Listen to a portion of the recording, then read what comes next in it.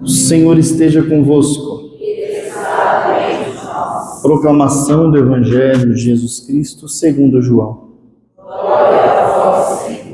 Naquele tempo, disse Jesus à multidão: Eu sou o pão da vida. Quem vem a mim não terá mais fome, e quem crê em mim nunca mais terá sede. Eu, porém, vos disse que vós me vistes, mas não acreditais. Todos os que o Pai me confia virão a mim, e quando vierem, não os afastarei. Pois eu desci do céu, não para fazer a minha vontade, mas a vontade daquele que me enviou. E esta é a vontade daquele que me enviou, que eu não perca nenhum daqueles que ele me deu, mas os ressuscite no último dia. Pois esta é a vontade do meu Pai, que toda pessoa que vê o Filho e nele crê, tenha a vida eterna, e eu o ressuscitarei no último dia. Palavra da salvação. Glória a vós, Senhor.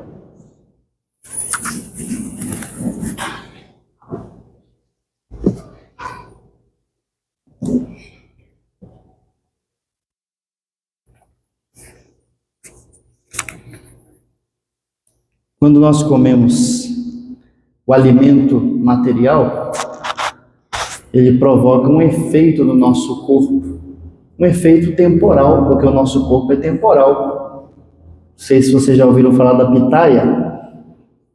Pitaia, para mim, é o chuchu das frutas. Não tem graça nenhuma.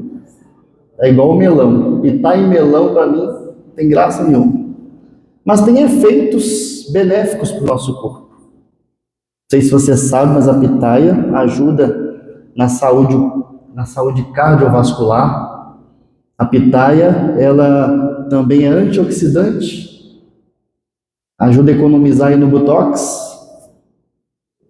A pitaia ajuda na digestão, no controle do peso, no fortalecimento do sistema imunológico, na preservação de doenças crônicas, na saúde dos ossos e da pele.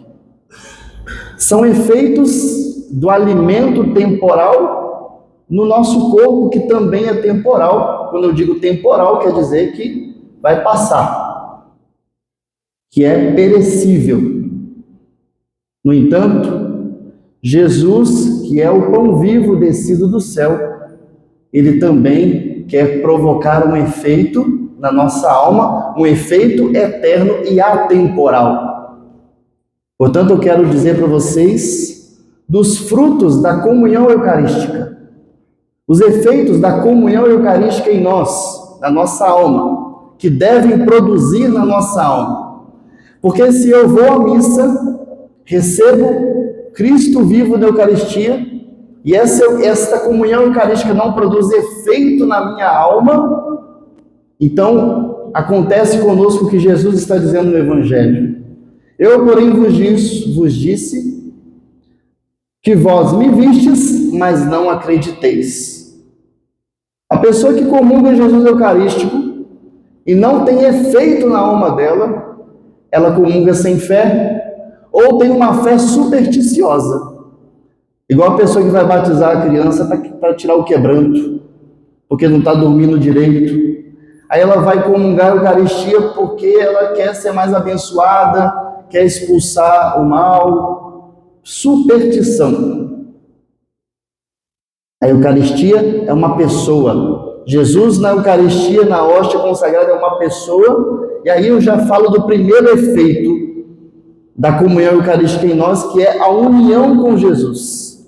O parágrafo 1391 do Catecismo da Igreja Católica vai dizer: a comunhão aumenta a nossa união com Cristo. Receber a Eucaristia na comunhão traz como fruto principal a união íntima com Cristo Jesus. João 6,56: quem se alimenta com a minha carne e bebe meu sangue, permanece em mim e eu nele. Permanece em mim e eu nele. Então repita comigo: a vida em Cristo tem seu fundamento no banquete eucarístico.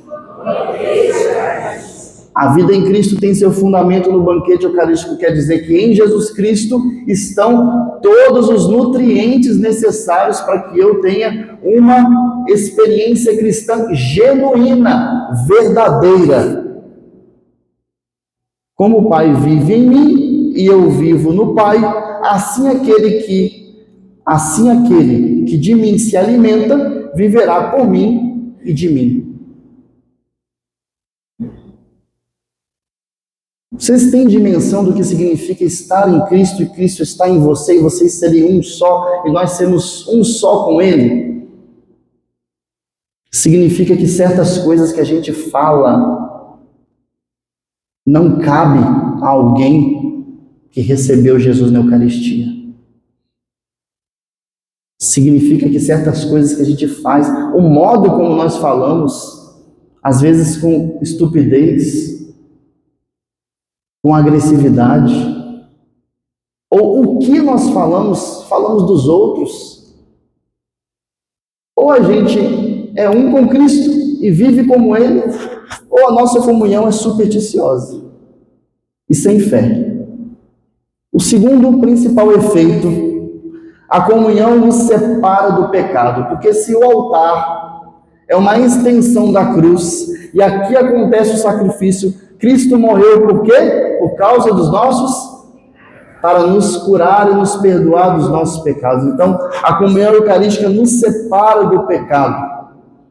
Por isso, a Eucaristia não pode nos unir a Cristo sem, ao mesmo tempo, nos purificar dos pecados cometidos e sem nos preservar dos pecados futuros. Olha, outro efeito da Eucaristia, nos preserva dos pecados futuros.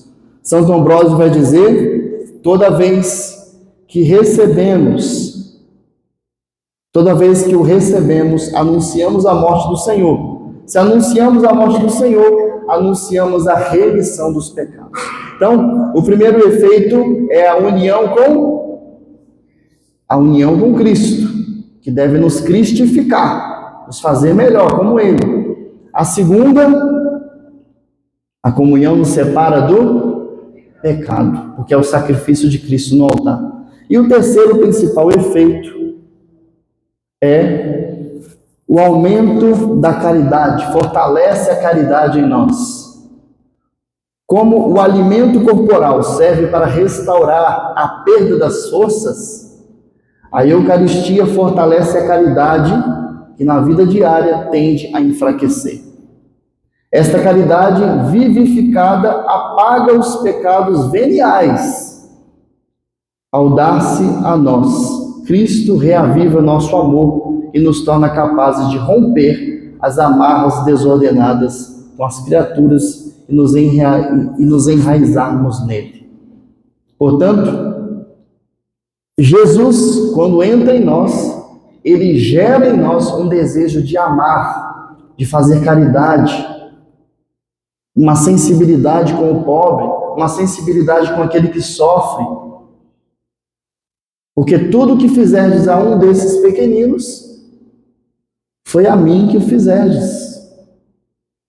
Agora, uma pessoa que recebe Jesus na Eucaristia e é indiferente ao sofrimento dos outros, pode dizer que recebeu Jesus na Eucaristia, sim ou não?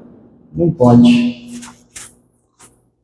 E por fim, a título de catequese, no parágrafo 1395, o Catecismo diz que a Eucaristia não é destinada a perdoar pecados mortais. Isso é próprio do sacramento da reconciliação. É próprio da Eucaristia ser o sacramento daqueles que estão na comunhão plena com a Igreja. Então, a comunhão eucarística não perdoa pecados mortais. Só a confissão perdoa os pecados mortais. A Eucaristia perdoa, sim, pecados veniais. São pecados mais leves que não nos separam da plena comunhão com Deus. Santo Fulgêncio diz: tendo recebido o dom de amor, morramos para o pecado e vivamos para Deus. Quando nós nos aproximamos do altar para receber a comunhão eucarística, é para morrer com Cristo no altar do sacrifício. também com Ele vivermos, porque Ele é o pão da vida. Quem vem a mim não terá mais fome, quem crê em mim não terá mais sede. Quem recebe Jesus Eucarístico não fica mendigando o amor das pessoas. Quem está em comunhão com Jesus Eucarístico não fica bajulando os outros para ser amado, para ser reconhecido, porque já está cheio de Deus, já está pleno de Deus. E quanta bajulação e competição e briga tem dentro da igreja, porque não tem fé. Comungam Jesus de forma supersticiosa, estão diante dele, mas não conseguem enxergar. Que não seja eu e você a comungar Jesus, que é uma pessoa na Eucaristia, sem fé, sem piedade, e continuar sendo o mesmo homem e a mesma mulher velha. Louvado seja o nome do nosso Senhor Jesus Cristo. Assim seja.